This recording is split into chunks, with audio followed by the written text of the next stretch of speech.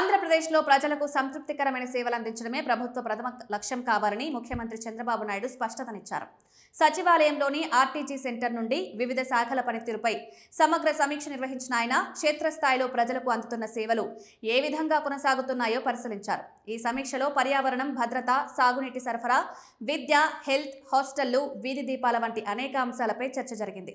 ఈ సందర్భంగా సీఎం చంద్రబాబు మాట్లాడుతూ ప్రభుత్వం అమలు చేస్తున్న పథకాలు, సంక్షేమ కార్యక్రమాలను ప్రజలకు వివరించడం తప్పనిసరి అన్నారు.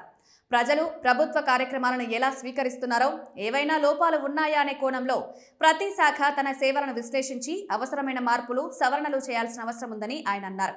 గంజాయి, మత్తు పదార్థాల వ్యతిరేక చర్యలపై పూర్తి స్థాయి దృష్టి పెట్టాలని సీఎం ఆదేశించారు. రాష్ట్ర వ్యాప్తంగా అవగాహన కార్యక్రమాలను మరింత విస్తరించి ప్రజల భాగస్వామ్యంతో ఈ సమస్యను ఎదుర్కోవాల్సిన అవసరం ఉందని పేర్కొన్నారు. ఈ కార్యక్రమాల్లో తాను కూడా ప్రత్యక్షంగా పాల్గొనబోతోందని చెప్పారు. గంజాయి నివారణ, డ్రగ్స్ కట్టడికి సంబంధించిన ప్రాంతాల కోసం అమరావతి, తిరుపతి, విశాఖపట్నంలో ప్రత్యేక డీ అడిక్షన్ సెంటర్లను ఏర్పాటు చేయాలని ఆదేశించారు.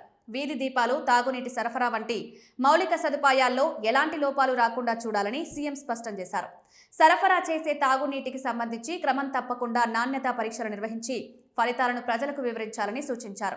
ఎక్కడైనా కలుషిత నీరు కనిపిస్తే వెంటనే అప్రమత్తత తీసుకోవాలని స్థానిక అధికారులు, సంబంధిత శాఖలు స్పందించాల్సిన అవసరం ఉందన్నారు. హాస్టళ్లలో తాగునీటి సరఫరా, పారిశుద్ధ్య విషయంలో ఏ తీరులోనైనా అలక్ష్యం చేయరాదు. ఆర్వో ప్లాంట్లు లేని హాస్టళ్లలో వెంటనే ప్లాంట్లు ఏర్పాటు చేయాలని, క్షేత్రస్థాయి సిబ్బంది తప్పనిసరిగా కార్యాలయాలకు హాజరు కావాలని, ఫైళ్ల మానిటరింగ్, అటెండెన్స్ వంటి వివరాలను ఆర్టీజీ సెంటర్ సమయానుకూలంగా నివేదించాల్సిన బాధ్యతను సీఎం ధృవీకరించారు. మొత్తంగా ప్రజల సంతృప్తి, భద్రత, అవగాహన, మౌలిక సదుపాయాల సమర్థత, గంజాయి, డ్రగ్స్ నివారణ, హాస్టళ్లు, నీటి సరఫరా వంటి అంశాలపై సమగ్ర పర్యవేక్షణ రాష్ట్ర ప్రభుత్వ ప్రధాన లక్ష్యమని చంద్రబాబు తెలిపారు.